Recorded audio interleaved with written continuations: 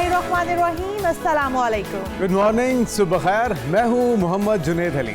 मैं हूँ ईशा अदनान। प्रोग्राम का बाकायदा आगाज़ करते हैं टॉप 5 स्टोरीज़ के साथ। तो जनाब, वज़ीर-ए-आज़म इस वक्त वन वाटर समिट से खिताब के लिए आबी तहफ़्फ़ुज़ और माहौलियाती चैलेंजेस पर जोर देने के लिए सऊदी अरब के 2 रोज़ा अहम दौरे पर वहाँ पर मौजूद हैं। और इसके अलावा बात होगी T20 मैच, जो कि दूसरा मैच था। पाकिस्तान ने जिम्बाब्वे को 10 विकेटों से शिकस्त देकर सीरीज अपने नाम कर ली है। ब्लाइंड क्रिकेट टीम ने भी कामयाबी के झंडे गाड़े हैं।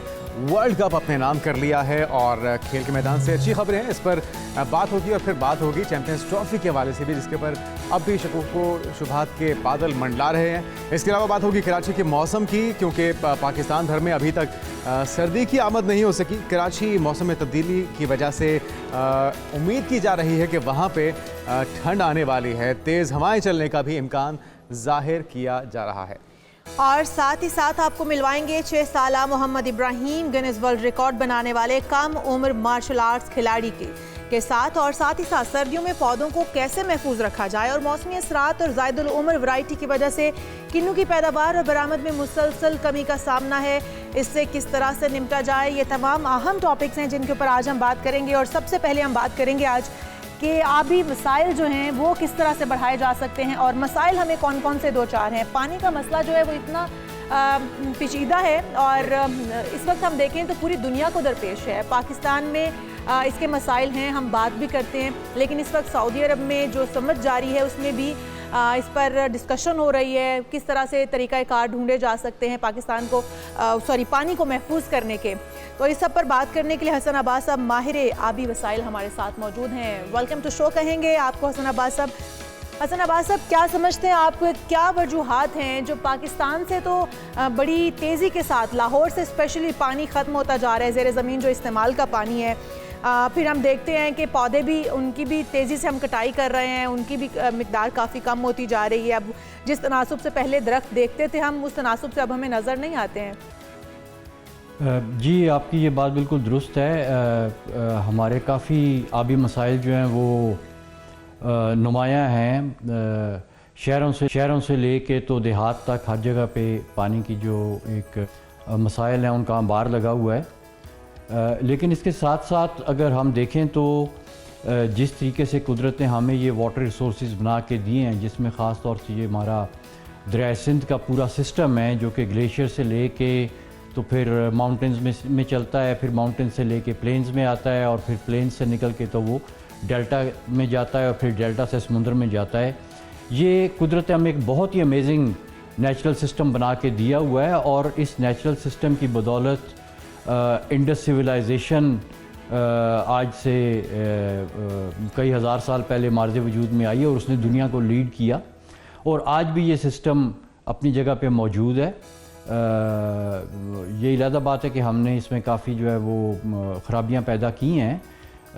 इसमें हमने पोल्यूशन बहुत ज़्यादा की है, हमने इसमें पानी का इस्तेमाल जो है वो एफिशिएंट तरीके से नहीं किया, हम इसमें पानी ज़ाया बहुत करते हैं। लेकिन इन सब चीज़ों के बावजूद ये सिस्टम अपनी जगह पे मौजूद है। और मेरे ख़्याल में इस सिस्टम को अगर हम मॉडर्न तरीक़ों के साथ मैनेज करें, लेटेस्ट नॉलेज बेस जो इस वक्त दुनिया में हमारे पास अवेलेबल है, हम उसके मुताबिक चलें, जिसका इस वक्त बहुत स्ट्रॉन्ग एक मैसेज जो है ये हमारी जो वन वर्ल्ड वाटर समिट इस वक्त हो रही है। बिल्कुल। और हसन साहब, ये पाकिस्तान में तो नेचुरल रिसोर्सेज भी हैं, लेकिन उनको सही तरह से यूटिलाइज नहीं किया जा रहा। लेकिन ये जो आलमी सतह पे इस समिट होने का मकसद ये है और ये इस चीज़ को इंडिकेट भी करता है कि अब ये मामला संगीन सूरत इख्तियार करता जा रहा है। एक तो ये आपसे जानना चाहेंगे कि ये मसला आखिर पैदा हुआ क्यों, क्या गलतियां हमसे सरजद हुई हैं एक इस दुनिया के शहरी होने के नाते, और हमें अब इसके ऊपर ओवरकम करने के लिए क्या क्या कुछ करना होगा, क्या क्या इक़दाम करने होंगे जो मजमूई तौर पे हम कर सकते हैं और इस सूरत हाल को किसी अलमिये में जन्म लेने से पहले इस पर काबू पा सकते हैं। देखिए, इसमें जो बहुत एक इम्पॉर्टेंट चीज़ है वो ये है कि प्राइम मिनिस्टर साहब ने हमारे प्राइम मिनिस्टर साहब ने इस मौके पे अपना ख़िताब किया है और उसमें उन्होंने 6 बहुत अहम नुक्ते जो हैं उनका ज़िक्र किया है जिनको हमने लेके आगे चलना है फ्यूचर में।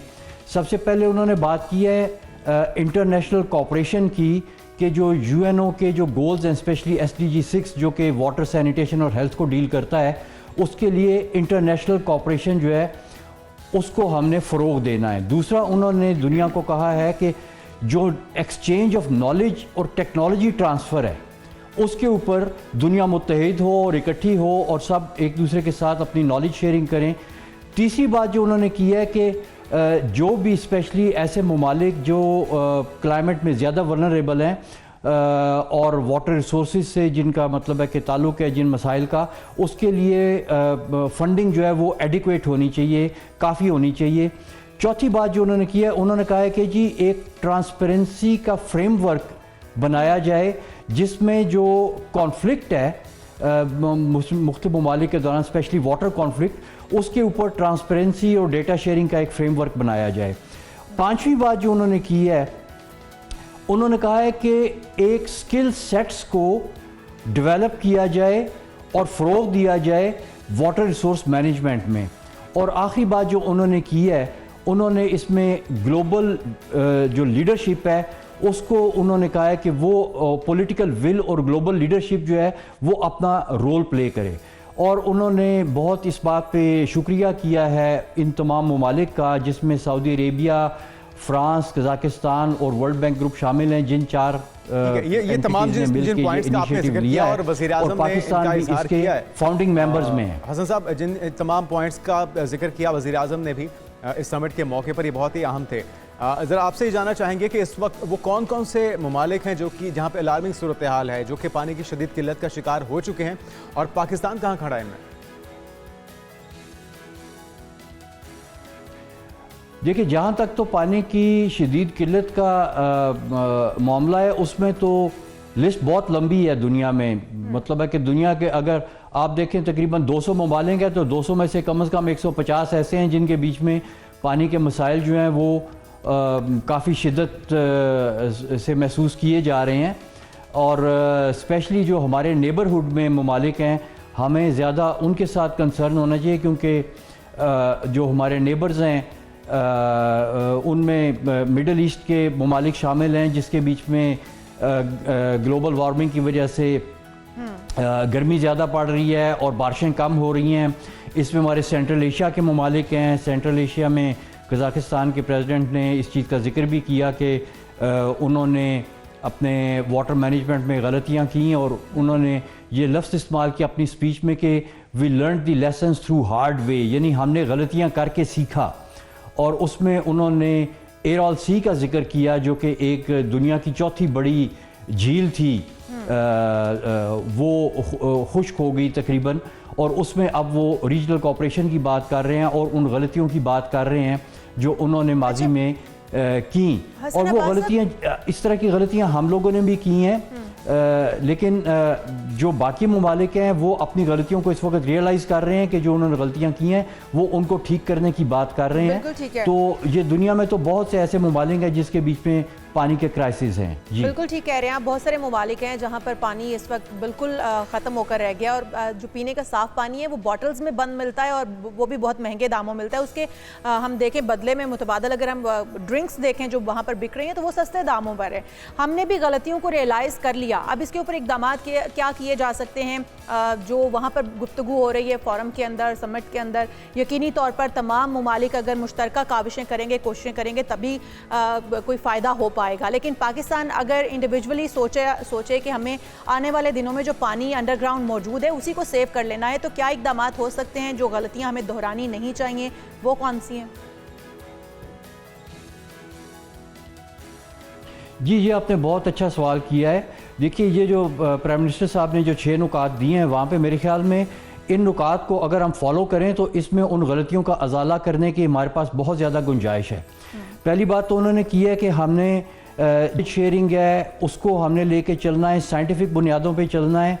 और इसी तरह से जो फ्रांस के सदर एमेनुअल मैक्रोन, उन्होंने भी कहा है कि हमने अपनी जो प्रॉब्लम्स हैं वो नॉलेज बेस के साथ सॉल्व करनी है। अब जो सबसे बड़ी हमारे पास अपॉर्चुनिटी है अपनी गलतियों का अजाला करने की, या ऐसी चीज़ें जो अब पहली बात तो ये मैं क्लियर कर दूं कि जब मैं गलती की बात करता हूं तो ऐसा नहीं है कि हमने कोई गलती जानबूझ के की है या किसी बदनीयती से की है।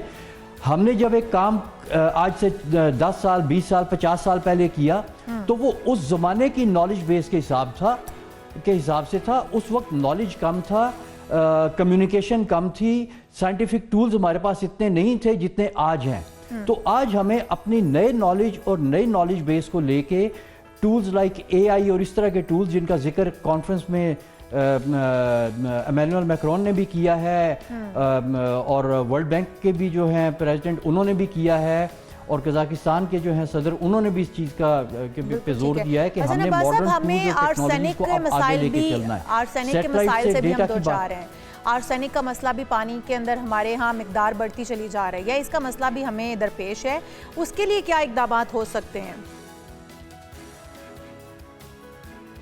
देखिए, उसके लिए जो जब आप स्पेसिफिक इक़दामात की बात करते हैं ना, तो मैं पाकिस्तान के इंडस एक्वाफर सिस्टम के ऊपर आ जाता हूँ।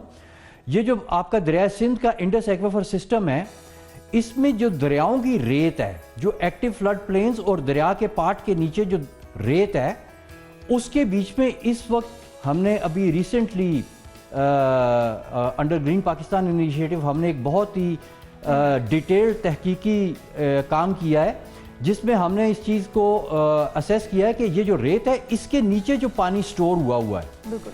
पहली बात तो ये कि ये पानी बहुत अच्छी क्वालिटी का है, ड्रिंकिंग क्वालिटी का है। इसके हमने तकरीबन कोई 100 के करीब हमने टेस्ट करवाए हैं मुख्तलिफ जगहों से लेके, और ये पानी इतनी अच्छी क्वालिटी का है कि इतनी अच्छी क्वालिटी का पानी इस वक्त आपको बॉटल वाटर्स में नहीं मिल रहा। और इस पानी की जो क्वांटिटी है हमारे दरियाओं के नीचे वाली रेत के बीच में, वो तकरीबन 500 मिलियन एकड़ फुट के करीब है लगभग। ये एक मोहतात अंदाजे के मुताबिक, शायद इससे भी ज्यादा हो, लेकिन मोहतात अंदाजे के मुताबिक 500 मिलियन एकड़ फुट है। और ये पानी इस वक्त आपके दरियाओं की रेत के बीच में ये इस वक्त स्टोर हुआ है। ये आपका रिवराइन ग्राउंड वाटर है, ये सिंपल ग्राउंड वाटर नहीं है, इसको हम रिवराइन ग्राउंड वाटर कहते हैं। और इसको यूटिलाइज किया जाना, इसको महफूज किया जाना बहुत एक ऐसी टेक्नोलॉजी के ऊपर काम किया है। ठीक, बहुत शुक्रिया हसन अब्बास साहब, हमारे साथ हमारे पास वक्त की कमी है। कोशिश तो यही थी कि ज़्यादा से ज़्यादा मौजू पर बात की जाए, क्योंकि मसला बहुत ही संगीन है और ये सिर्फ पाकिस्तान का नहीं बल्कि पूरी दुनिया का मसला बन चुका है। और इसी को समझते हुए, इसकी अहमियत को समझते हुए, इसके जो असरात हैं उसको समझते हुए इस समिट का इनेकाद किया गया है, जिसमें वज़ीर आज़म ने बहुत अच्छी तजावीज़ पेश की हैं। दीगर ममालिक ने भी अपनी अपनी तजावीज़ पेश की हैं, लेकिन इन तजावीज़ पर अमल करना वो बहुत ज़रूरी है, ताकि किसी अलमिये से उससे पहले ही हम इस पर काबू पा लें। और तमाम ममालिक मिलकर अगर काम करें तो यकीनी तौर पर सबको अपना इनपुट देना होगा, हिस्सा डालना होगा और इस चैलेंज से निपटना होगा। दीगर अहम इश्यूज पर बात करेंगे एक ब्रेक के बाद। स्टे विद अस।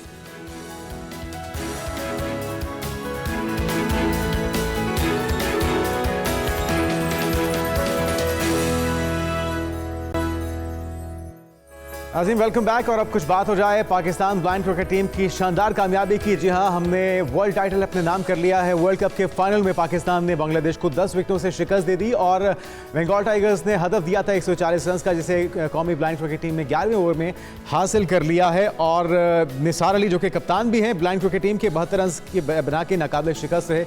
और इसके अलावा मोहम्मद सफदर ने 8वें बगैर 47 रन की इनिंग खेली है। तो हमारे साथ ही मौजूद हैं कप्तान blind cricket team Nisar Ali. सबसे पहले तो निसार, आपको, पूरी ब्लाइंड क्रिकेट टीम को, ब्लाइंड एसोसिएशन को बहुत बहुत मुबारकबाद हो इस ज़बरदस्त कामयाबी पर। कैसा रहा ये मुकाबला फाइनल का, और फाइनल तक पहुंचे कैसे, ज़रा वो काबिश भी बताइएगा। जी बहुत शुक्रिया। तो आपको भी जाहिर है ये मुबारकबाद, खैर मुबारक चाहिए, क्योंकि जाहिर सी बात है पाकिस्तान, बिल्कुल बिल्कुल सही कह रहे हैं सब लोग। तो यकीनन इसमें हमारी टीम एफर्ट थी, लड़कों ने बड़ी मेहनत की थी। इस टूर्नामेंट की तैयारी के लिए हम पिछले 1 साल से लगे हुए थे और बड़ी अच्छी तैयारी थी। अब थ्रू आउट द टूर्नामेंट तमाम मैचेस में हमारे प्लेयर्स ने परफॉर्म किया है, तो इसका रिजल्ट अल्लाह पाक ने अता किया है। यकीनन इसमें हमारे कोचेस की मेहनत, हमारी काउंसिल की मेहनत थी, जिसका सिला अल्लाह पाक ने किया है। तो निसार, किसको क्रेडिट देंगे? कप्तानी बहुत अच्छी थी, प्लेयर्स जमकर खेले, बॉलर्स की बॉलिंग बहुत अच्छी थी, या आपके बैट्समैन ने बहुत अच्छा परफॉर्म किया? किसको ये इस जीत का क्रेडिट देना चाहेंगे आप? जी बिल्कुल ऐसे ही है जी। हमारी चाहे बॉलिंग थी, चाहे फील्डिंग थी, चाहे बैटिंग थी, हर तीनों शोबों में हमारे प्लेयर्स ने अच्छा परफॉर्म किया। और जिस भी खिलाड़ी को जहाँ पे हमने मौका दिया है, जिस बंदे के ऊपर एतमाद किया है, वो हमारे एतमाद पे पूरा तो उतरा है। शाहीनों को भी और कोई बड़ा अच्छा कोई सबक आप सिखाएं, कुछ उन्हें भी बताएं, समझाएं तरीकाकार कि किस तरीके से एक टीम होकर और तमाम लोग जो है, तमाम खिलाड़ी किस तरह से परफॉर्म करते हैं, ताकि वो भी देखिए, कुछ आपसे हम सीख अक्सर सकें। ये बात करते हैं कि इंडियन हुकूमत जो है वो खेलों के मैदानों में सियासत को, हम्म, तो मैदान के अंदर भी जब आप सियासत करते हैं तो फिर उससे जिस तरह के रिजल्ट्स आप हासिल करना चाहते हैं वो नहीं कर पाते। हमारी खुशनसीबी यही है कि हमारे तो बड़े यूनाइटेड हैं तमाम प्लेयर्स, एक दूसरे के साथ जह लें और एक दूसरे की इज्जत करते हैं, और सबसे बहुत- बढ़ के बहुत ये है अच्छी कि बात है। एक दूसरे के बहुत कुछ ये एक टीम होके खेलने के ही सम्राट हैं कि आप वर्ल्ड टाइटल जीते हैं, वर्ल्ड कप जीते हैं। अच्छा, भारत दिफाई चैंपियन था, हमारी भी ख्वाहिश थी कि उनके साथ टाकरा होता, उनकी टीम भी ये चाहती थी। भारत के ना आने पर नाउमीदी है आपको बहसे थे एक हरीफ टीम के? देखें, यकीनन ये बात तो किसी से ढकी छुपी है ही नहीं है कि इंडियन टीम जो है वो दुनिया में बड़ी बेहतरीन टीम है ब्लाइंड क्रिकेट में। अगर वो आते तो यकीनन इसका मजा और ज्यादा होता, और वो लोग भी बड़े एक्साइटेड थे यहाँ पे आने के लिए। लेकिन वही बात है कि जब सियासत इन्वॉल्व होती है किसी भी चीज में तो उसमें तो कुछ ना कुछ गड़बड़ जरूर होती है। तो बहरहाल अगर वो आते तो हमारी तैयारी बड़ी अच्छी थी, और हमको उम्मीद भी थे कि इंशाल्लाह बिल्कुल बिल्कुल, और आपकी जो सलाहियतें हैं वो भी किसी से ढकी छुपी नहीं है। अच्छा, इस इवेंट के अंदर आपको कहाँ पे ऐसा लगा कि यार ये टीम बहुत टफ टाइम दे रही है, जिससे मुकाबला करने में आपको लगा हो कि ये मुश्किल से मैच जीते हैं? वो कौन कौन सी टीम्स थी? देखिए, अल्लाह का शुक्र है कि हमारी जो टीम है, हमारी टीम के जो प्लेयर्स हैं ये बड़े फिट थे, और इनकी स्किल्स जो है वो पूरी दुनिया में अगर आप ब्लाइंड क्रिकेट को देखें तो सबसे बेहतर। तो इस टूर्नामेंट में आप सच्ची बात अगर मुझसे पूछें तो मेरा नहीं ख्याल कि किसी मैच में भी हमें कोई मुश्किल पेश आई है। तकरीबन तमाम ही मैचेस जो है वो हम वन साइडेडली जीते हैं, और इसमें यकीनन हमारे लड़कों की मेहनत थी, हमारे कोचेस की मेहनत थी, और बिलखसूस कौंसल जो है वो हमारे लिए जो कुछ कर रही है उसी की वजह से हम जो है वो पहुंचे। तो इसमें तमाम क्रेडिट जो है वो चेयरमैन पीबीसीसी सैयद बिल्कुल ठीक। चलें जी, जमकर खेलते रहिए, हमारी तरफ से बहुत बहुत मुबारकबाद आपको। निसार अली, बहुत शुक्रिया आपका, इसी तरह से खेलते रहिए और पाकिस्तान का करते रहिए। हम आगे बढ़ेंगे, और क्योंकि हमें चैंपियंस ट्रॉफी के हवाले से जो तैयारियां की जा रही हैं उनके हवाले से हमने वो भी देखना है कि कितनी तैयारियां अब तक की जा चुकी हैं। चौधरी अशरफ वहाँ मौजूद हैं, उनसे पूछेंगे कि स्टेडियम अब तक कितना तैयार कर लिया गया है और क्या क्या कौन कौन से हिस्से अब तक मुकम्मल कर लिए गए हैं। फिर हमारे साथ पीजे मीर साहब भी मौजूद होंगे, साबिक क्रिकेटर, एनालिस्ट, उनसे भी हम बात करेंगे, उनकी राय भी लेंगे। तो सबसे पहले हम चौधरी अशरफ की जानिब जाते हैं। चौधरी अशरफ, आप बताइएगा अब तक कज़ाफ़ी स्टेडियम कितनी हद तक तैयार कर लिया गया है, कब तक मुकम्मल तौर पर इसकी रूनुमाई की जाएगी, दिखाया जाएगा, पब्लिक देख सकेगी इसको? मौजूद हूँ कज़ाफ़ी स्टेडियम लाहौर में, जहाँ पर कज़ाफ़ी स्टेडियम की अपग्रेडेशन का काम जारी है, और जो अभी तक हमने यहाँ पर सारा मुआयना किया तो कज़ाफ़ी स्टेडियम की ये 75% से ज़ायद काम मुकम्मल हो गया है अपग्रेडेशन का, और अब यहाँ पर जो सीटों की तनसीब का जो है लेवल वो अब शुरू हो चुका है। ये देखें, ये वो टनल बनाई गई है जो शायकीन क्रिकेट को ग्राउंड में दाखिले से रोकेगी, और क्योंकि ये 8 से 10 फुट चौड़ी है और 8-10 फुट की ये गहरी है, और ताकि कोई भी शायकीन इसको फिलांग नहीं सकेगा और ग्राउंड में दाखिल नहीं हो सकेगा। अगर मेरा कैमरामैन दिखा सके तो ये वो फजल महमूद इंक्लोजर है जो नंबर 1 इंक्लोजर है, और इसकी सीटिंग की कैपेसिटी मज़ीद बढ़ा दी गई है और तमाम इसका काम भी मुकम्मल हो चुका है। ये फजल महमूद इंक्लोजर है। इसके साथ साथ मैं आपको बताऊँ, ये रमीज़ राजा इंक्लोजर्स के वो आपने देखी है, वो सारी सीटिंग कैपेसिटी का काम मुकम्मल हो चुका है। ये वो स्टील स्ट्रक्चर का फ्रेम आप लोगों को दिखाऊंगा कि जिसमें 4 फ्लोर बनाए गए, हॉस्पिटैलिटी बॉक्सेस होंगे, इस दीगर बॉक्सेस भी यहाँ पर होंगे, यहाँ पर ब्रॉडकास्टिंग वाले भी यहाँ पर आएंगे। तो ये वो स्टील स्ट्रक्चर बनाया गया है। यहाँ पर प्लेयर्स का पवेलियन भी है, और इसी तरह प्लेयर्स को जो पवेलियन होगा वो जदीद उसको बनाया जाएगा और बनाया भी जा रहा है, और तकरीबन काफ़ी हद तक 2 फ्लोर्स का काम मुकम्मल हो चुका है। इसकी बिल्कुल बैक साइड पे तकरीबन 20 फुट के फासले के बाद जो है पीसीबी हेडक्वार्टर की नई बिल्डिंग बनाई गई है और उसके भी 4 फ्लोर तकरीबन मुकम्मल हो चुके हैं। वो भी मैं आप लोगों को दिखाऊंगा। 31 दिसंबर पाकिस्तान क्रिकेट बोर्ड की जानिब से इसकी डेडलाइन दी गई है कि 31 दिसंबर तक ये काम मुकम्मल कर लिया जाएगा। 3 शिफ्टों में, जैसे मैंने पहले भी आप लोगों को बताया कि 3 शिफ्टों में काम हो रहा है। इसी तरह जो सारे स्टेडियम की अपग्रेडेशन मेरा कैमरामैन दिखा सके, ये सारे स्टेडियम को अपग्रेड किया जा रहा है और ताकि ये शायकीन क्रिकेट को यहाँ पर बेहतरीन सहूलियात के साथ क्रिकेट मैचेस देखने को मिल सकें। पहले भी कज़ाफ़ी स्टेडियम लाहौर को पाकिस्तान का सबसे बेहतरीन स्टेडियम करार दिया जाता है और ऐसे में जब इसकी अपग्रेडेशन हो गई है, इसकी शायकीन क्रिकेट के बैठने की जो गुंजाइश है वो 37,000 तक पहुँच जाएगी। कज़ाफ़ी स्टेडियम की एक नई लुक बन गई। जो अशरफ हमारे साथ मौजूद थे और स्टेट ऑफ द आर्ट ये स्टेडियम, अब इसको मजीद अपग्रेड किया जा रहा है। पूरी तैयारियां हैं पाकिस्तान की तरफ से। अब देखना है कि फैसला क्या सामने आता है, क्योंकि भारत की तरफ से पाकिस्तानी तजवीज़ माने जाने के इम्कान तो कम है, लेकिन जो चिंगारी जलाने वाले हैं, चाहे वो भारतीय मीडिया हो या इंडिविजुअल्स हों, साबिक प्लेयर्स हों भारत के, जिसमें सर फहरिस्त हैं हरभजन सिंह, जो कि काफ़ी तीखी बातें कर रहे हैं। ऐसे में जब जोड़ने की ज़रूरत है, फासले सिमटाने की ज़रूरत है, वो बात कर रहे हैं कि जी अगर भारत तो पाकिस्तान आएगा ही नहीं, अगर पाकिस्तान भी भारत नहीं आता तो उससे कुछ फ़र्क नहीं पड़ने वाला। क्या कहना है उनका, ज़रा वो भी सुनिए। एक तरफ तो गहरी दोस्तियां, अगर हम रिकॉर्ड देखें हरभजन सिंह का तो सकलैन के साथ, शाहिद अफरीदी के साथ और मोहम्मद यूसुफ के साथ बहुत अच्छी गहरी दोस्तियां भी रही हैं, और एक तरफ इतना मुतनाज़े बयान कि आपको बिल्कुल जहर उगल रहे हैं कि आप अगर नहीं भी आते तो कोई फ़र्क नहीं पड़ता। पीजे साहब, क्या समझते हैं, एक स्पोर्ट्समैन की हैसियत से इस तरह की बयानबाजी होनी चाहिए या फिर क्रिकेट की बात करनी चाहिए थी यहाँ पर? आप क्या समझते हैं? देखिए, हरभजन सिंह को हिंदुस्तान में रहना है और उसने वही कहना है कि जो कि इनकी जुनता कहेगी। देखो, उन्होंने इकरार भी किया है, एक्सेप्ट किया है कि जब वो 2 टूर किए हैं उनको कितना अच्छा लगा, हर चीज हुई। तो अब जो ये बात कर रहे हैं, क्या कोई चीज चेंज हो गई है? बाकी टीमों के लिए चीज चेंज हो गई है? ये जो आज बात कर रहे हैं, ये इनकी गवर्नमेंट की पॉलिसी है, हरभजन की पॉलिसी नहीं है। हरभजन वही बेचारा बात करेगा जो उसको कहा जाएगा और जो उसने करना है। तो बेसिकली को मैं बिल्कुल साइडलाइन पे करता हूँ। बात आती है कि अभी जो आईसीसी जो डिसीजन लेगी, हमने उसका इंतजार करना है और देखना है कि वो किस किस्म का डिसीजन लेती है। उसने कहा है, हरभजन ने बड़ी अच्छी बात की है कि अगर आप नहीं आना चाहते हैं, आप मत आए। हम नहीं आना चाहते, वो हमारा डिसीजन है। Very good. इसीलिए मैं कहता हूँ हाइब्रिड का कोई ताल्लुक नहीं है। आप हिंदुस्तान ने खेलना है, पाकिस्तान आए, अगर नहीं आता वो आपका डिसीजन है। हम आपको कुछ नहीं। लेकिन मीर साहब, अक्सरियत अवाम की तो दोनों तरफ क्रिकेट देखना चाहती है, इन दोनों टीमों को आपस में मैदान में खेलते देखना चाहती है। ये तो वो एक चंद शिद्दत पसंदों का टोला है जिसमें मोदी सरकार हो गई या फिर जो उनके भक्त हो गए, वो ये चाहते हैं कि नफरत फैलाई जाए, जिसकी तर्जुमानी हरभजन सिंह अपने तौर पर कर रहे हैं। लेकिन अगर बात आ जाए भारत की बीसीसीआई की, तो कहा जा रहा है कि इम्कानात बहुत कम है कि पाकिस्तान की तजवीज़ को माना जाए। आपको भी ऐसा ही लग रहा है कि वो जो 3 साल का रिटर्न एग्रीमेंट है वो करने पे आमादा नहीं होगा भारत? यार, भारत जहां से आए वहां जाए। हमें कोई भारत का कोई भार नहीं है। हम कोई भारत के नीचे नहीं लगे हुए। हम एक सोवरेन इंडिपेंडेंट मुल्क हैं और हमारी अपनी गैरत है। ये जो मर्जी कहे, तुमने आना है हमारे दरवाजे खुले, नहीं आना है बाढ़ में जाओ।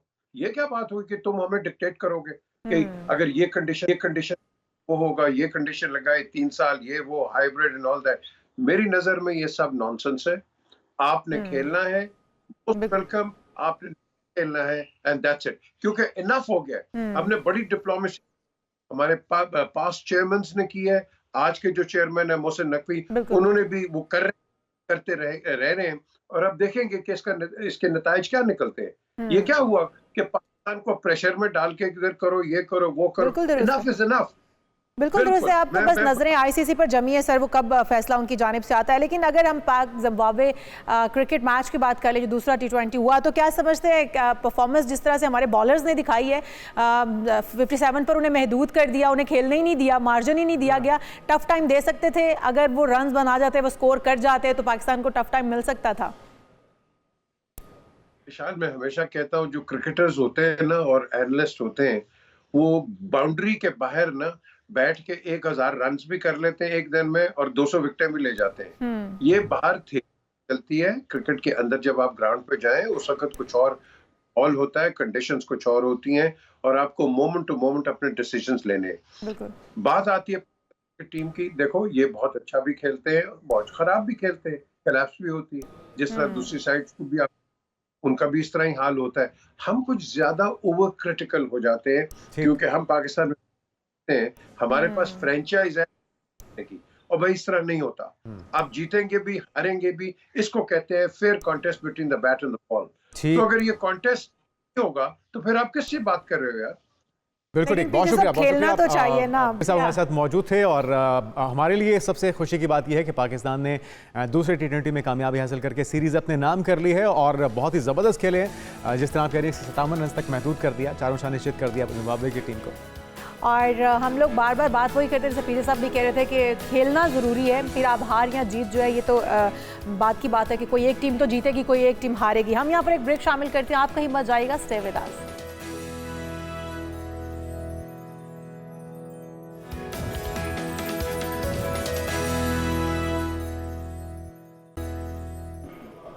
प्रोग्राम में एक बार फिर से आपको खुशामदीद कहते हैं और बात करते हैं दुनिया की 100 मुतासिर कुन ख़वातीन जिनमें हदीका कियानी भी शामिल हैं। और ब्रिटिश ब्रॉडकास्ट कॉरपोरेशन BBC ने अपनी सालाना ख़वातीन 2024 में जो 100 लिस्ट जारी की 100 ख़वातीन की, जो कि जिसमें पाकिस्तान की मशहूर गुलकारा हदीका कियानी को भी शामिल किया गया है। तो ये एक बड़ा एजाज़ भी है पाकिस्तान के लिए। हदीका कियानी जो कि 1990 की दहाई से मौसीकी की दुनिया पर राज कर रही हैं, उनका दिल भी बड़ा नरम है गुलकारी के साथ और खिदमत खल्क भी करती हैं। चाहे वो मुतासरीन की बात हो, उनके लिए घर बनाने की बात हो, तो ना सिर्फ अपनी जानदार गुलकारी के लिए मशहूर हैं बल्कि उनकी इंसानियत के लिए जो खिदमात हैं वो अपनी मिसाल आप है। और 2022 में पाकिस्तान में आने वाले तबाहकुन सैलाब के हवाले से जो हदीका कियानी ने मुतासरीन के लिए मदद की है। उनकी वसीला राह प्रोजेक्ट का आगाज़ किया था जिसके तहत बलूचिस्तान और जनूबी पंजाब में 370 से ज़ायद मकानात तामीर किए थे। ये वो इकदाम हैं जो कि हुकूमतों को करने चाहिए, लेकिन इंडिविजुअली इस तरह के इकदाम जो हदीका कियानी ने सरअंजाम दिए हैं ये अपनी मिसाल आप हैं। तो 100 बासर ख़वातीन की फहरिस्त में उन्हें शामिल किया जाना हमारे लिए एजाज़ की बात भी है। तो और गाना भी सुनते हैं हदीका कियानी का।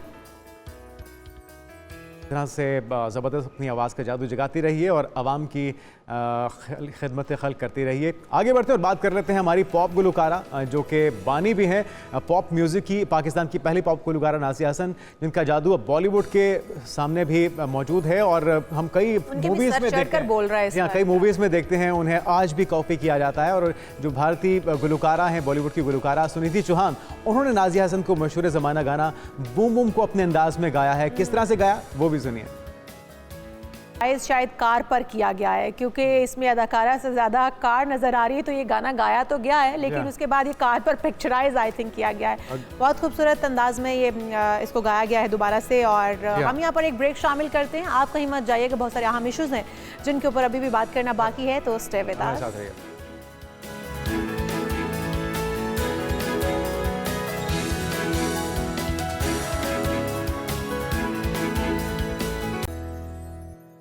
नाज़रीन वेलकम बैक। कुछ बात हो जाए मौसम की, और आपके इल्म में है कि सर्दी का इंतज़ार हो रहा है कि कब ये सर्दी आएगी और कब आवाम सुख का सांस लेंगे। लोगों ने कंबल निकाल लिए, जैकेट्स निकाल ली, लेकिन बात यह है कि सर्दी आने का नाम ले ली, लेकिन अब ये पेश शहर कायद के लिए बड़ी अच्छी खबर है। सर्दी तो वैसे उनके लिए भी अभी नहीं आने की तवक्को, लेकिन वहाँ पर हवाएं चलनी शुरू हो गई हैं और जो शहर कायद के वासी थे वो सर्दी की रात तक रहे थे। अब उनके लिए अच्छी खबर यह है कि महकमा मौसमियात ने यह कहा है कि आने वाले कुछ दिनों में बारिशें भी मुतवक्के हैं। तो क्या सर्दी आ सकती है, कब तक आ जाएगी, इस सब पर बात करने के लिए सरदार सरफराज चीफ मेट्रोलॉजिस्ट हमारे साथ मौजूद हैं। सरदार साहब वेलकम टू शो कहेंगे आपको। क्या कहते हैं कराची के शहरी, कब तक सुख का सांस लें, कब दर्जा हरारत तब्दील होगा, सर्दी आ जाएगी, मौसम बदलेगा? जी वालेकुम सलाम, बहुत शुक्रिया जी। देखिए वही जो कराची में अभी तक तो मौसम ऐसा कोई ख़ास सर्द नहीं हुआ था, लेकिन गुज़श्ता 2 दिन से कल भी और आज भी तेज़ हवाएं चलती रही हैं, कल चलती रही हैं और आज भी चल रही हैं अभी। तो जाहिर है कि जो डेजर्ट एरिया की जो ड्राई एयर होती है ना कॉन्टिनेंटल, वो निस्बतन सर्द होती है। तो इस लिहाज से आप कह सकते हैं कि कुछ ना कुछ सर्दी की शुरुआत हुई है कराची में। गो के टेम्परेचर मिनिमम उतना नीचे नहीं गया, अभी आज भी 20 तक रहा है, लेकिन जाहिर है जब हवाएं चल रही हैं तो साथ में तो कुछ ना कुछ ठंडकी महसूस हो रही है।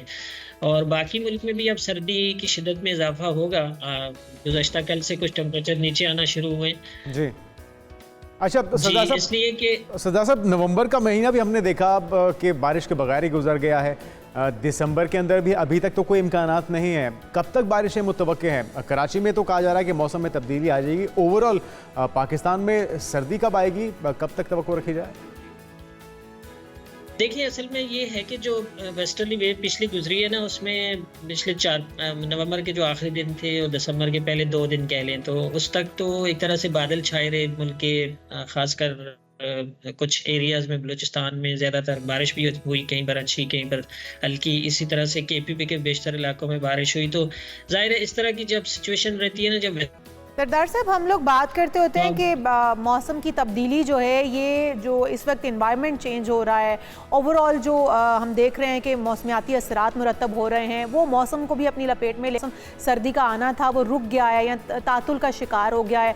अगर हम इन्हीं तब्दीलियों के साथ तमाम तर चीज़ों को मद्देनज़र रखते हुए कराची के अंदर मौसम की तब्दीली की बात करें कि मौसम सर्द होगा भी या नहीं होगा। वैसे तो कहा जाता है ना, केनाल के साथ साथ जो इलाके हैं जिनको केनाल लगती है, नहरें जहाँ से गुजरती हैं, वहाँ का मौसम बड़ा सर्द या मरतूब रहता है।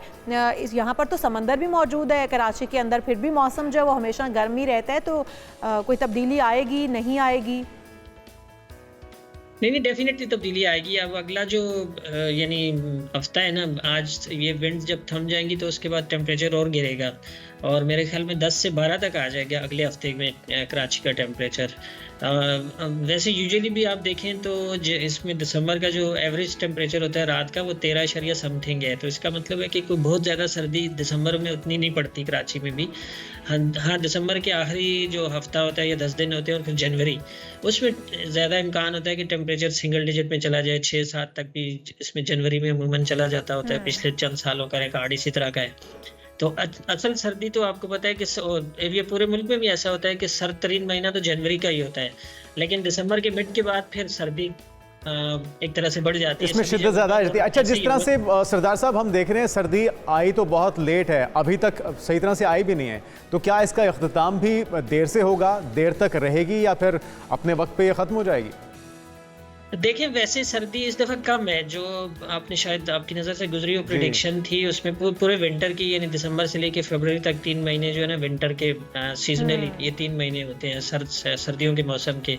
तो इसमें टेम्परेचर मामूल से ज़्यादा ही दिखाई दे रहे हैं, जो एक तरह से जितने भी ग्लोबल मॉडल्स हैं वो सब प्रिडिक्ट कर रहे हैं। तो पाकिस्तान में एवरेजेस से ऊपर ही टेम्परेचर रहने का इम्कान है, लेकिन कुछ इंडिविजुअल पॉकेट्स को छोड़ के, जैसे आपको पता है कि उधर हमारे स्कर्दू में चंद उसमें गिलगित बल्तिस्तान के इलाके हैं, स्कर्दू, गुपेस वगैरह, उधर तो ऑलरेडी माइनस में हो जाते हैं रात के टेम्परेचर। और इसी तरह से वादी सवात में कालाम वगैरह की तरफ, और इधर बलूचिस्तान में कल्लात वगैरह की तरफ, वहाँ तो माइनस में अब जाना शुरू हो जाएंगे और दिन के टेम्परेचर भी कम रहेंगे, तो सर्दी बाकायदा शुरू हो जाएगी इधर। तो सरदार साहब अगर हम बात करें, आपने कहा पहले भी 3 महीने हुआ करते थे, नवंबर, दिसंबर, जनवरी, फरवरी भी समटाइम सर्दियों का ही जाता था। अगर हम अपने बचपन की बात कर लें तो शदीद सर्दी होती थी इन 3 से 4 महीनों के अंदर।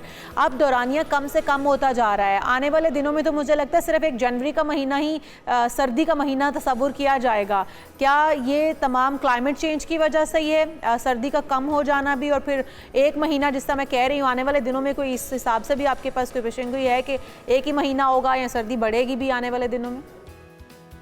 देखिए मौसम ऐसी चीज़ होती है ना जिसमें आप कोई चीज़ फिक्स नहीं कर सकते, हतमी तौर पर कोई बात नहीं कर सकते, लेकिन ये ज़रूर है कि क्लाइमेट चेंज की वजह से अब हर आने वाला साल पिछले साल के मुकाबले में थोड़ा बहुत गर्म ही गुजरता है। तो उस सिनेरियो में तो आप कह सकते हैं कि सर्दी का दौरानिया, यानी कोई ऑन एवरेज आप देखें तो पिछले कोई जितना हमारे पास 63-64 सालों का डिजिटाइज डेटा है, उसकी बुनियाद पर फाइंडिंग यही है कि 8 से 10 दिन की कमी आ गई है कम से कम इसमें। ठंडी रातें जो हुआ करती थी, इसी तरह से गर्मियों का दौरानिया 8 से 10 दिन बढ़ गया है।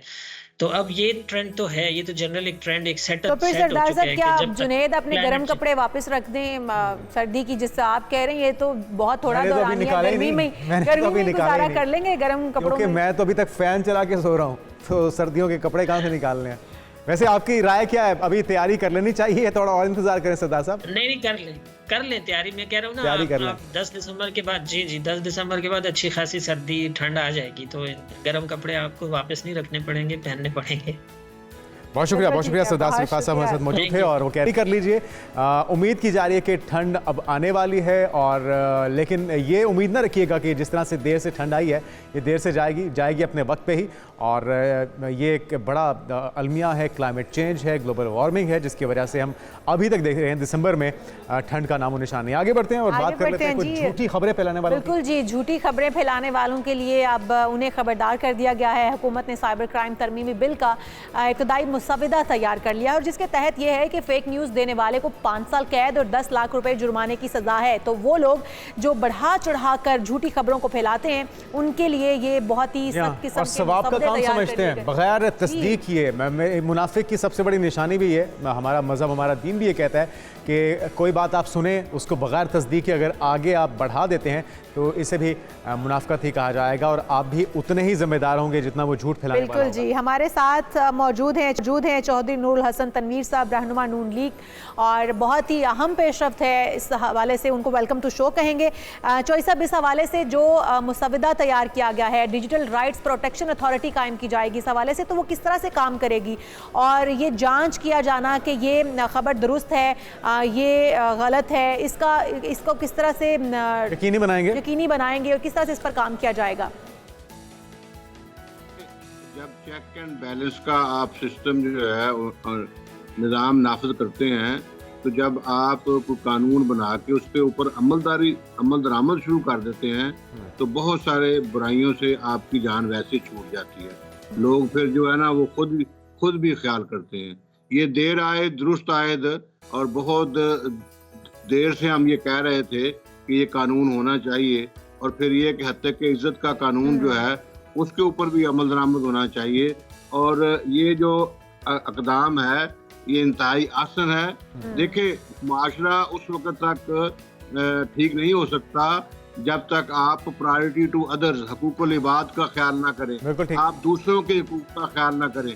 अगर आप जो है सिर्फ और सिर्फ अपनी ही हाँकते रहें तो मुआशरा नहीं कायम होता। ज़ाती सीरत में आप चल सकते हैं। अच्छा चौधरी साहब, इसमें तरीक़ाकार क्या होगा? थोड़ी सी वजाहत अगर आप कर दें कि जो गिरफ्तारी होगी इस कानून की खिलाफ वर्जी करने वाले की, क्या खबर की नौयत के मुताबिक उसकी सज़ा कम या ज़्यादा होगी या सबके लिए बराबर होगी? देखिए ये तो जो अथॉरिटी ये कायम कर रही है वही इसको डिसाइड करेंगे कि ये जो बात फैलाई जा रही है। अब देखिए ना, पिछले दिनों में जो है ना वो एक वाकया पेश किया गया कि खुदा न खास्ता वो जो कॉलेज की बच्ची है उसके साथ जो है वो ज्यादती हुई है, और फिर उसको लेके लोगों ने ऐसे प्रोग्राम कर दिए बगैर तहकीक किए हुए, और एक खजानी कैफियत थी पूरे मुल्क में। तो इस तरह की जो फिर लोगों ने आपके मीडिया नहीं और आप लोगों ने ही, मैं समझता हूँ, तो उसको काउंटर किया, लोगों ने प्रोग्राम किए। एक और चीज भी है चौधरी साहब, अगर कोई ऐसा वाकया हो जाता है, इसकी बात नहीं करूंगी, अगर दीगर वाकयात की बात की जाए, इस तरह का कोई वाकया रूनुमा हो जाता है तो उसके बाद उसको लोग जो है वो दबाने की भी कोशिश करते हैं, उनके लिए भी कोई सजा इसमें रखी गई है या फिर सिर्फ झूठी खबर फैलाने वालों के लिए सजा रखी गई है? देखिए बात ये है कि ये जो अथॉरिटी कायम की गई है, जब तक ये कानून पूरी तरह पास होके बाहर नहीं आ जाता उसके ऊपर तबसरा नहीं किया जा सकता। लेकिन एक इन जनरल जो बात है ना वो ये है कि अथॉरिटी के खिलाफ भी आप ट्रिब्यूनल में जा सकते हैं। ये भी उन्होंने इसमें कायम किया है कि आप अथॉरिटी के फैसले को भी चैलेंज कर सकते हैं। तो बात ये करने का मकसद ये है कि एक जो शुरुआत है वो बहुत अच्छी शुरुआत है और ये माशरे में अमन का बायस बनेगी। ये खुशाइंद है, ये अथॉरिटी का कयाम, बिल का पास होना ये यकीनी तौर पे खुशाइंद है। लेकिन क्या इस बात को यकीनी बनाया जाएगा चौधरी साहब, इस बात को यकीनी बनाया जाएगा कि ये किसी सियासी मकसद के लिए इस्तेमाल ना हो, ये सिर्फ कसूरवार के खिलाफ ही इस्तेमाल हो? और मैं तो कहता हूँ, देखिए जी बात सुने, उसमें लिखा गया है जी कि आप रियासती इदारों के खिलाफ बात नहीं कर सकते। मैं तो ये कहता हूँ कि बगैर सबूत किसी के खिलाफ भी बात नहीं कर सकते। ये नहीं है कि आप किसी इदारे के खिलाफ बात ना करें, आप अदलिया के खिलाफ बात ना करें, आप सदर और वजीर आजम के खिलाफ भी बोहतान ना लगाएं, क्योंकि इंटरनेशनली पूरी दुनिया में आप बदनाम होते हैं। हमारी कौम जो है वो उसका इमेज क्या है पूरी दुनिया में, यही कि हम हर 5 साल के बाद हुकूमतें हटा देते हैं, हम लेकिन किसी को चौधरी चलने साहब नहीं देते, हमारी हमने कही हुई बात का कोई इतबार नहीं करता। चौधरी साहब हमने ये भी देखा कि अपोजिशन हमेशा हुकूमत पर इल्ज़ाम तराशियाँ करती आई है, फेक खबरें भी उनके बारे में निकालती आई है, फिर जब अपोजिशन वो हुकूमत अपोजिशन में जाती है तो एक दूसरे के ऊपर ये बुछाड़ हमेशा से चलती आई है। फिर अगर जर्नलिस्ट बैठ के उसके ऊपर बात करते हैं, तनकीद करते हैं तो बहुत जल्द कटहरे में लाए जाते हैं।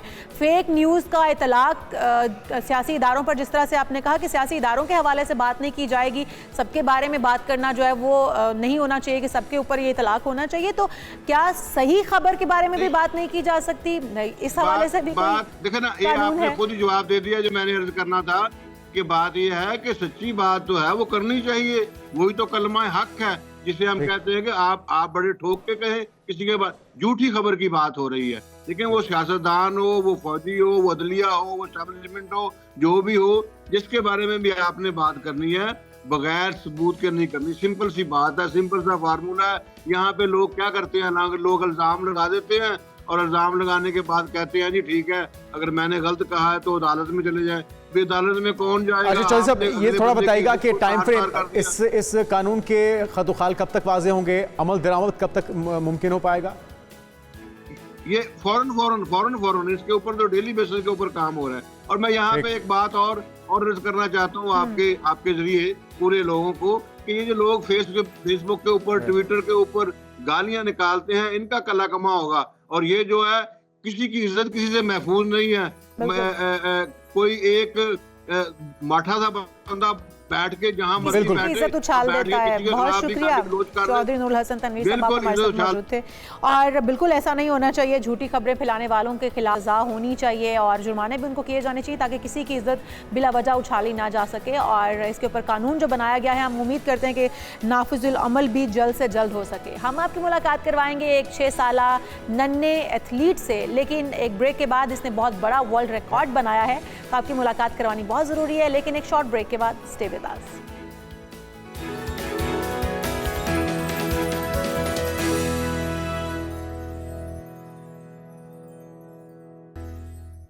नाज़रीन वेलकम बैक। एक बार फिर से आपको कहेंगे सुबह खैर। और बात हो जाए नन्हे रिकॉर्ड होल्डर की। मोहम्मद इब्राहिम ने बताया एक ज़बरदस्त रिकॉर्ड बनाया, वर्ल्ड रिकॉर्ड, और 1 मिनट में मार्शल आर्ट किक्स के जरिए 45 बोतलों के ढक्कन खोलकर उन्होंने ये ज़बरदस्त कारनामा सर अंजाम दिया। मैं ये परेशान हूँ कि ये आखिर ढक्कन किस तरह से खुले होंगे। ये देखें वो विजुअल्स भी बिल्कुल उनके एज पर किक लग रही है और ये किस तरह से खुल रहे हैं ढक्कन, ये वाकई काबिल तारीफ है। जुनेद या मैं नहीं कर सकते हैं बिल्कुल। और ये छोटा सा नन्हा इब्राहिम किस तरह से कारनामा सर अंजाम दिया उन्होंने।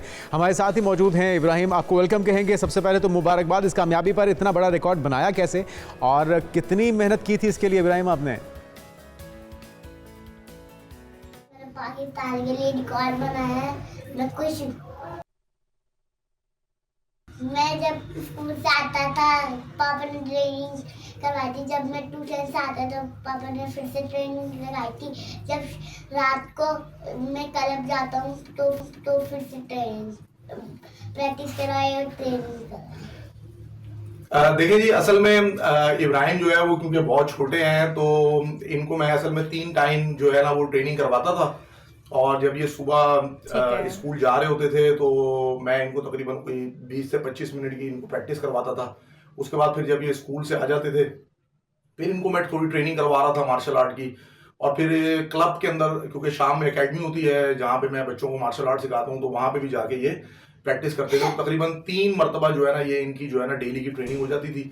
और क्योंकि रिकॉर्ड बहुत ज़्यादा मुश्किल था और ट्रेनिंग की बहुत ज़्यादा ज़रूरत थी, तकरीबन 6 महीने मैंने इसको लगातार जो है वो ट्रेन किया है और अल्हम्दुलिल्लाह जो है इसने पाकिस्तान के लिए जो है ना हाल में रिकॉर्ड बना दिया। बिल्कुल जी, आप कोच भी हैं उसके, और जब फादर खुद कोच और उस्ताद हो तो यकीनी तौर पर कामयाबी जो है वो कदम चूमती है। कब से मोहम्मद इब्राहिम आप किक बॉक्सिंग कर रहे हैं और इसके अलावा आप क्या करते हैं पढ़ाई के अलावा भी?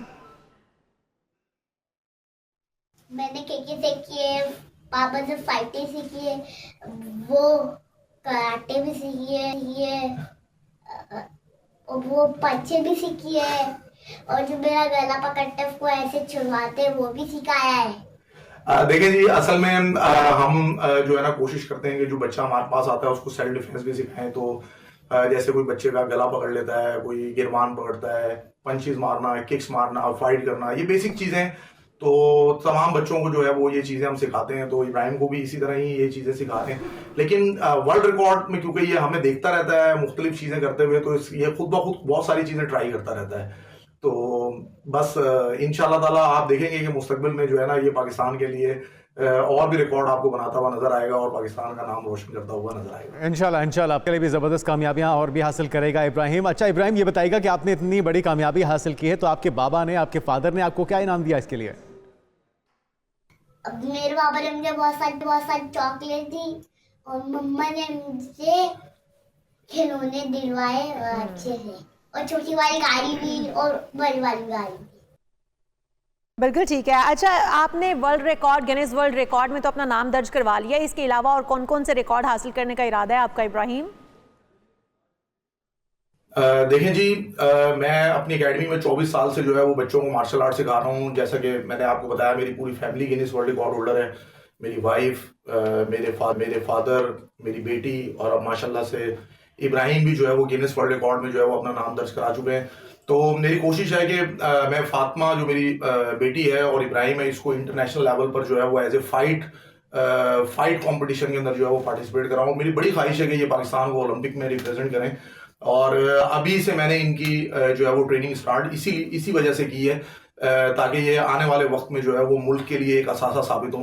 और अल्हम्दुलिल्लाह इब्राहिम अभी सिर्फ 6 साल के हैं और इन्होंने गिनीज वर्ल्ड रिकॉर्ड अचीव किया, तो मेरे लिए ये बहुत बड़ी प्राउड की बात है और बहुत ज़्यादा खुशी की बात है।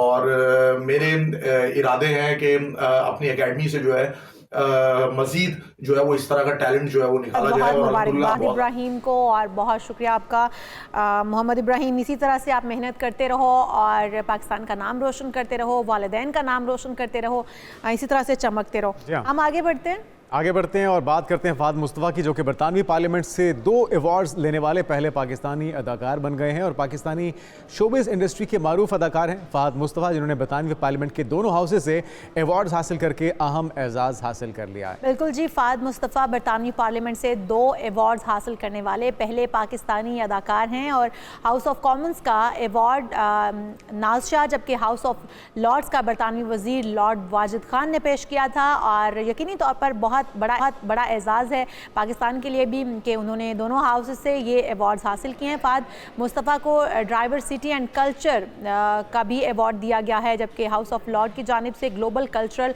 यूनिटी अवार्ड भी पेश किया गया है। तो ये तकरीब का एहतमाम मल्टी कल्चरल बरतानिया की जानिब से किया गया था। और याद रहे कि गुज़िश्ता माह भी मारूफ पाकिस्तानी अदाकारा माहिरा खान भी पहुंची थी बरतानवी पार्लियामेंट, जहां पे लाइफ टाइम अचीवमेंट अवार्ड उन्हें मिला था और ये दूसरे अदाकार हैं जिन्होंने ये एजाज़ हासिल किया। तो हमारी तरफ से ढेरों मुबारकबाद। इसी तरह से पाकिस्तान का नाम रोशन करते रहिए इंटरनेशनल फोरम्स में भी। एक ब्रेक ले लेते हैं नाज़रीन और ब्रेक के बाद हाजिर होते हैं, दिग्गज करते हैं। स्टे विद अस।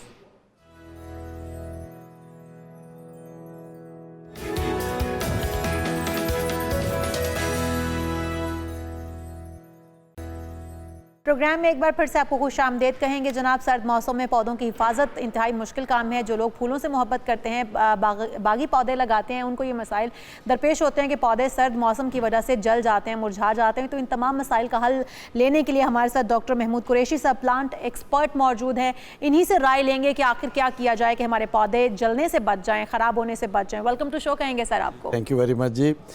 तो ऐसे है कि जो प्लांट्स हैं ये भी इंसानों की तरह ही हैं, जानदार हैं, तो इनके ऊपर भी मौसम के असरात मुरतब होते हैं। ज़्यादा सर्दी हो, ज़्यादा गर्मी हो। अनफॉर्चुनेटली इस वक्त पाकिस्तान, हम लाहौर में हैं, तो हम इस फेज़ में से गुज़र रहे हैं कि मट्टी और धुआं ये मिलके एक नई चीज़ आ गई है, स्मोक। जी, पहले तो स्मोक का हमें नाम भी नहीं पता था, फॉग का पता था सर्दियों में, वो तो बड़ी अच्छी लगती थी। तो इसमें ये है कि आपके अगर घरों में प्लांट हैं या कमर्शियल पैमाने पे, तो फिर उस यानी मौसमी असरात से उसको बचाना है। जिस तरह हम इंसानी सेहत अफेक्ट हो रही है स्मोक से, आप बता रहे हैं कि पौधे भी मुतासर हो रहे हैं। पौधे बहुत मुतासर हो रहे हैं। आप हैरान होंगे कि मैं पिछले दिनों जो डायरेक्टर जनरल PHA हैं, तो उन्होंने, बल्कि उनके चेयरमैन साहब ने भी मुझे बताया कि हमारे इस दफ़ा जितने फूल लगाए थे आराइशी फूल लाहौर को खूबसूरत वो बनाए, मुरझा गए। वो सारे ख़त्म हो गए। अच्छा, ये सर, तो किन्नू की मसला है। पैदावार भी कम हम हो कल रही भी है। बात कर रहे थे इस पे कि किन्नू की पैदावार पिछले कुछ सालों से हम देख रहे हैं, तो सर्दी लेट हो गई है, उसकी शिद्दत में कमी आ गई है, तो इससे सिट्रस फ्रूट्स कितने मुतासर हो रहे हैं, क्योंकि वो तो बहुत ज़रूरी हैं इस मौसम में इंसानी वो भी कहीं मौसमी असरात की वजह से मुतासिर हो रहे हैं या फिर पौधे पुराने हो जाने की वजह से? उसकी मुख्तलिफ वजूहात है कि जो सिट्रस की फैमिली है ना, इसमें चकोतरा, मौसमी, माल्टा और किन्नू, जी वैसे तो सारे ही फल खाए जाते हैं, लेकिन किन्नू जो है वो उसकी डिमांड नंबर 1 पे है। बिल्कुल ऐसे। अब मसला ये हुआ कि यहाँ पर ड्यूरेशन जो है गर्मी का वो बढ़ गया। इस दफ़ा गर्मी पड़ी भी बड़ी है, बहुत ज़्यादा। तो इसकी एक डिजीज़ है, वो उसे कहते हैं किन्नू का कोड़। किन्नू का कोड़ कोड़ कोड़ अच्छा, कोर पंजाबी का लफ्ज़ है। ठीक है। उस वजह से उसका साइज जो है वो अंदर से सूख जाता है। ओहो। और ये ठंड सही ना पड़ने की वजह से ये भी बीमारी ज़्यादा फैलती है। गर्मी पड़ गई ना, और वो बीमारी ने हमला कर दिया, तो साइज नहीं बन पाया किन्नू का। साइज नहीं बन पाया। अब तकरीबन 180 मिलियन डॉलर पाकिस्तान एक्सपोर्ट कर रहा था किन्नू, उसमें कितनी कमी वो आ गई? गिर के आ गया 150 के मिलियन डॉलर। अच्छा, वो जो इतना गिरा है, अब यूरोप वाले या दूसरे उनकी डिमांड है सीडलेस, बीज के बगैर। बीज के बगैर। वो कहते हैं ये बीज मुंह में हमें अच्छा नहीं लगता। अच्छा, तो अब इन्होंने शुरू तो की है, उसकी प्रोडक्शन हो रही है, ठीक है, लेकिन उतनी नहीं है।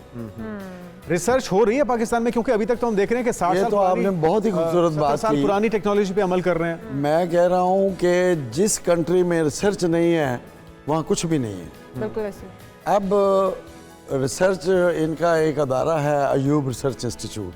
अच्छा, फैसलाबाद में। नो डाउट कि बहुत बड़ा अदारा है, रिसर्च भी हो रही है, लेकिन अनफॉर्चुनेटली किन्नू के ऊपर ख़ास रिसर्च नहीं है।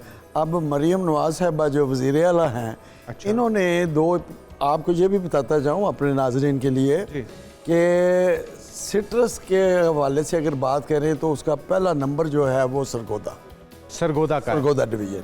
और ये रिसर्च सेंटर, ये आप बता रहे हैं कि टोबा टेक तो सिंह में अब ये 2 जगह पे शुरू हो रहा है, सरगोदे के बाद टोबा टेक सिंह और लिया। ठीक है। यहाँ पर इफ्तिखार अली साहू साहब सेक्रेटरी ज़राअत है, बड़े काबिल आदमी हैं और उनकी दिलचस्पी भी है। ठीक है। उन्होंने वहाँ पर रिसर्च सेंटर 2 कायम किए हैं। तो इसका सदेबाब होता देख रहे हैं। ना होना, दूसरा प्लांट पुराने हो गए, पौधा आपका पुराना हो गया, तो वो जाहिर है उस तरह से आपको फल नहीं दे पाएगा। ये कितना ज़रूरी है कि जो 7-8 साल पौधा फल देता है उसको हम 20-20 साल या साल से चलाए जा रहे हैं। प्रोडक्शन कम होने की वजह ये भी तो हो सकती है। जी, वो बहुत सारी वजूहात हैं। उसकी वजह जो ज़मीन है उसे देखना है कि अगर वो कमज़ोर है, उसे कोई खाद की ज़रूरत है, खुराक की ज़रूरत है, वो उसकी ज़रूरत पूरी करे। फिर पानी का देखना है। फिर उसके बाद जो प्लांट्स हैं, फ्रूट प्लांट्स, इसकी प्रूनिंग जब होती है ना, तो उससे भी ये बहुत ग्रो करते हैं और फल ज़्यादा आता है। बिल्कुल ठीक। प्रूनिंग से मेन ये है कि उनकी शाख तराशी, ट्रिमिंग की जाना। जो गैर ज़रूरी शाखें हैं जो खुराक ले रही हैं, उनको काट देना। तो फिर जब वो अपना उसका अगला मरहला आता है तो उसमें फल, उसकी मिकदार, उसका वज़न, वो सारा बढ़ जाता है। ठीक है, बहुत शुक्रिया डॉक्टर महमूद कुरैशी साहब। आपका वक्त बहुत कम है, जो है ना, हम इसको थोड़ा लंबा, काफ़ी देर तक हम बात करना चाह रहे थे। हमारा जो है ना सिर्फ 2 घंटे का, और आप हमें लास्ट टाइम में आपने हमें ज्वाइन किया है। लेकिन हम नाज़रीन आपको ये बताते चलें कि ये बहुत ज़रूरी है कि आप ज़मीन का इंतखाब, बेहतरीन ज़मीन का इंतखाब करें और उसके बाद फर्टिलाइज़र, पानी और इसकी काट छांट का खासा ख्याल रखें ताकि प्रोडक्शन को बेहतर बनाया जा सके। एक ब्रेक लेते हैं, ब्रेक के बाद बात होगी। मोटापा जो है एक बड़ा मसला है ख़वातीन मर्दों के लिए। ख़वातीन पर एक्सरसाइज के किस तरह से अच्छे असरात या मर्दों से ज़्यादा असरात होते हैं, इस पर एक्सपर्ट से राय लेते हैं एक ब्रेक के बाद स्टे विद अस।